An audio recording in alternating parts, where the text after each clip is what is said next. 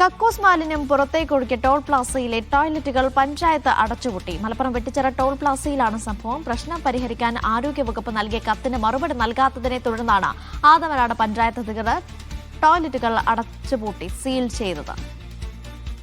ജംഷീർ കൊടിഞ്ഞി വിവരങ്ങൾ നൽകും. ജംഷീർ, വിശദാംശങ്ങൾ.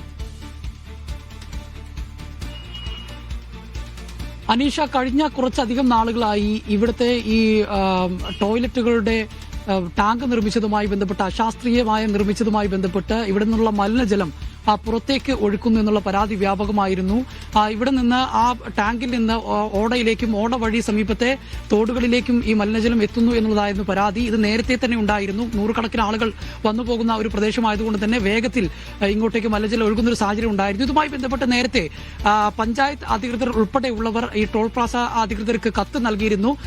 ഇതുമായി ബന്ധപ്പെട്ട ഒരു നടപടി വേഗത്തിൽ വേണമെന്നാവശ്യപ്പെട്ട്. എന്നാൽ ആ കത്തിന് മറുപടി നൽകിയില്ല. മാത്രമല്ല, ഇതുമായി ബന്ധപ്പെട്ട് പിന്നീട് പഞ്ചായത്തിൽ NHAയും അതോടൊപ്പം തന്നെ നിർമ്മാണ കമ്പനി അധികൃതർ നടത്തിയ ചർച്ചയിലും ഒരു രമ്യമായ പരിഹാരത്തിലെത്തിയില്ല. പെട്ടെന്ന് അത് മാറ്റാൻ കഴിയില്ല എന്നൊരു നിലപാടിലേക്ക് ഈ ടോൾ പ്ലാസ അധികൃതരും എത്തിയതോടു കൂടിയാണ് ഇപ്പോൾ പഞ്ചായത്ത് അധികൃതർ നേരിട്ടെത്തി സെക്രട്ടറിയുടെ നേതൃത്വത്തിൽ ഈ ടോയ്ലറ്റുകൾ അടച്ചുപൂട്ടുന്ന ഒരു സാഹചര്യത്തിലേക്ക് നീങ്ങിയിരിക്കുന്നത്. കാരണം ഇനിയിപ്പോൾ ഇത്തരത്തിൽ ഒഴുക്കി വിടുകയാണെങ്കിൽ മഴക്കാലമൊക്കെ വരുന്നതോടുകൂടി ഇത് മറ്റു ജലാശയങ്ങളിലേക്ക് എത്തുന്നതും വലിയ ആരോഗ്യ പ്രശ്നങ്ങൾ നേരിടാനുള്ള ഒരു സാഹചര്യം ഉണ്ട് എന്ന് കണക്കിലാക്കിയാണ് ഇപ്പോൾ പഞ്ചായത്ത് ഇത്തരത്തിലുള്ള ഒരു നടപടിയിലേക്ക് നീങ്ങിയിരിക്കുന്നത്. നേരത്തെ തന്നെ ഇവർക്ക് നോട്ടീസ് നൽകിയതാണ്. ഇതിൽ വിശദീകരണം നൽകണം, ഇതിൽ മറ്റെന്തെങ്കിലും നടപടികൾ സ്വീകരിക്കണമെന്നാവശ്യപ്പെട്ട്. എന്നാൽ ആ വിശദീകരണം നൽകി ആ കത്തിന് ഒരു മറുപടിയും നൽകിയില്ല.